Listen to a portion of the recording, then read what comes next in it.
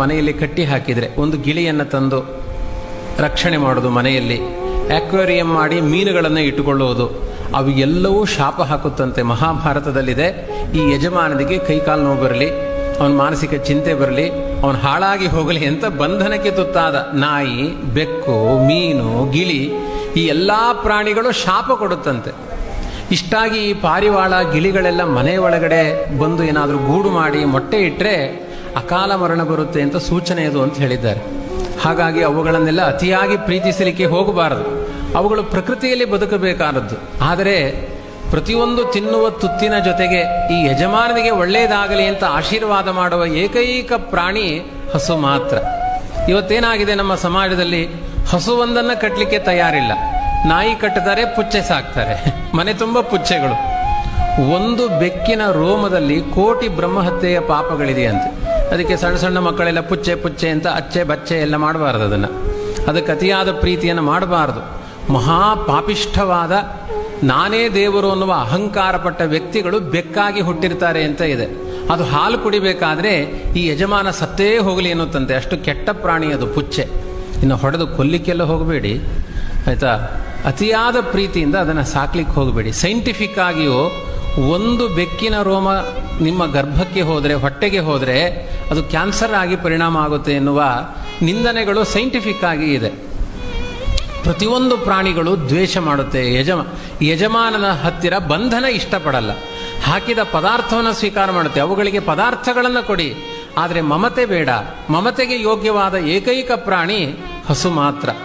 ಪ್ರತಿಯೊಂದು ತುತ್ತಿಗೂ ಯಜಮಾನನ ಮನೆಯಲ್ಲಿ ಬರುವ ಸಮಸ್ತ ಕಷ್ಟಗಳು ಪರಿಹಾರ ಆಗಲಿ ಅಂತ ಪ್ರತಿಯೊಂದು ತುತ್ತನ್ನು ತಿನ್ನಬೇಕಾದ್ರೆ ಯೋಚನೆ ಮಾಡುತ್ತಂತೆ ಹಸು. ಹಾಗಾಗಿ ಪ್ರತಿ ಒಂದು ಹಸುವನ್ನು ರಕ್ಷಣೆ ಮಾಡಿದರೆ ಸಮಗ್ರ ಭೂಮಂಡಲದಲ್ಲಿರುವ ಎಲ್ಲ ಜೀವರಾಶಿಗಳಿಗೆ ಆಹಾರವನ್ನು ಕೊಟ್ಟ ಪುಣ್ಯ ಇದೆ. ಕೊನೆಗೆ ಮನೆಯಲ್ಲಿ ರಕ್ಷಣೆ ಮಾಡಲಿಕ್ಕಾಗಲಿಲ್ಲ ಅಂದರೆ ಬೀದಿಯಲ್ಲಿ ಹೋಗುವ ಹಸುಗಳಿಗಾದರೂ ಆಹಾರ ಕೊಟ್ಟು ಬನ್ನಿ ಅಂತ ಪ್ರತಿದಿನ ಕರ್ತವ್ಯದಲ್ಲಿ ಸೇರಿಸಿದ್ದಾರೆ. ಯಾವ ಪ್ರಾಣಿಗಳಿಗೂ ಭೂತಬಲಿ ಅಂತುಂಟು. ಅದು ಸುಮ್ಮನೆ ಅನ್ನವನ್ನು ಭೂಮಿಯ ಮೇಲೆ ಹಾಕುವುದು, ಯಾರ್ಯಾರಿದ್ದಾರೆ ಎಲ್ಲ ತಿಂದುಕೊಂಡು ಹೋಗಲಿ ಅಂತ. ಆದರೆ ಒಂದು ಮಂತ್ರ ಇರುವುದು ಹಸುಗಳಿಗೆ ಮಾತ್ರ. ಗಾವೋ ಮೇ ಮಾತರ ಸರ್ವಾಹ ಪಿತರಶ್ಚಾಪಿ ಗೋರುಷಾಹ ಗ್ರಾಸಮುಷ್ಟಿ ಪ್ರದಾನೇನ ಸಮೇ ವಿಷ್ಣು ಪ್ರಸೀದತು ಅಂತ ಮಂತ್ರಪೂರ್ವಕವಾಗಿ ಆಹಾರವನ್ನು ದಾನ ಮಾಡಿಸಿಕೊಳ್ಳುವ ಪ್ರಾಣಿ ಅದು ಹಸು ಮಾತ್ರ. ಗೋದಾನ ಅನ್ನುವ ಪದ್ಧತಿ ಇದೆ. ಎಲ್ಲಿಯಾದರೂ ಪುಚ್ಚೆ ದಾನ ಅಥವಾ ಶ್ವಾನದಾನ ಅಂತ ಇದೆಯಾ? ಇಲ್ಲೇ ಇಲ್ಲ. ಅದು ದಾನಕ್ಕೆ ಬರುವ ಪ್ರಾಣಿಯೂ ಅಲ್ಲ, ಅದು ಶಪಿಸುವ ಪ್ರಾಣಿ ಅಂತ. ಇದನ್ನು ಯಾಕೆ ಹೇಳ್ತಾ ಇದ್ದೇನೆ ಅಂದರೆ ಇವತ್ತಿನ ಸಮಾಜಕ್ಕೆ ತುಂಬ ರಿಲಿವೆಂಟ್ ಅದು. ಈಚೆ ಪ್ರಾಂತ್ಯದಲ್ಲಿ ಇನ್ನೂ ಕಡಿಮೆ.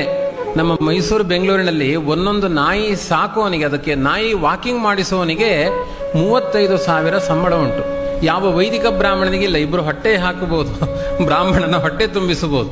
35,000 ಅದಕ್ಕೆ ಮೂತ್ರ ಮಾಡಿಸಿಕೊಂಡು ಬರುವವನಿಗೆ. ಇಂಥ ಅವಸ್ಥೆಗಳು. ಮತ್ತೆ ಅಲ್ಲಿದ್ದವರೆಲ್ಲ ಮನೋರೋಗಿಗಳೇ ಆಗ್ತಾರೆ. ನಾಯಿಯನ್ನು 5 ವರ್ಷ ಸಾಕಿ ನೋಡಿ, ನಿಮಗೆ ಮನೋರೋಗ ಜಾಸ್ತಿ ಆಗುತ್ತೆ ಅಂತ ಹೇಳಿದ್ದಾರೆ. ಹಸುವನ್ನು ಸಾಕಿ ನೋಡಿ, ನಿಮ್ಮ ಮನೆಯಲ್ಲಿ ಬೇಕಾದಷ್ಟು ಸಂತಾನ ಅಭಿವೃದ್ಧಿ ಆಗುತ್ತೆ, ಮನಸ್ಸಿಗೆ ಶಾಂತಿ ಸಿಗುತ್ತೆ ಅಂತ ಹೇಳಿದ್ದಾರೆ. ಇದನ್ನು ನಮ್ಮ ಸಮಾಜ ಅರ್ಥ ಮಾಡಿಕೊಳ್ಬೇಕಾಗಿದೆ. ಕಾರಿನಲ್ಲೆಲ್ಲ ಸಿಟಿಗಳಲ್ಲಿ ಪಕ್ಕದಲ್ಲಿ ಹೆಂಡತಿ ಕೂತ್ಕೊಳ್ಳೋದಿಲ್ಲ, ಹೆಂಡತಿ ಮನೆ ಕಾಯ್ತಾ ಇರ್ತಾಳೆ. ಆ ನಾಯಿ ಪಕ್ಕದ ಸೀಟಲ್ಲಿ ಕುಳಿತು ನಮ್ಮ ಎಂಚ ಅಂತ ಹೇಳ್ತಾ ಇರುತ್ತದೆ, ನೋಡಿ ನಾನು ಆ ಗಂಡನ ಪಕ್ಕದಲ್ಲಿ ಕೂತಿದ್ದೇನೆ ಅಂತ. ಇಷ್ಟೂ ಒಂದು ಅವ್ಯವಸ್ಥೆಗಳು ಇವತ್ತಿನ ಸಮಾಜದಲ್ಲಿ ಇದೆ.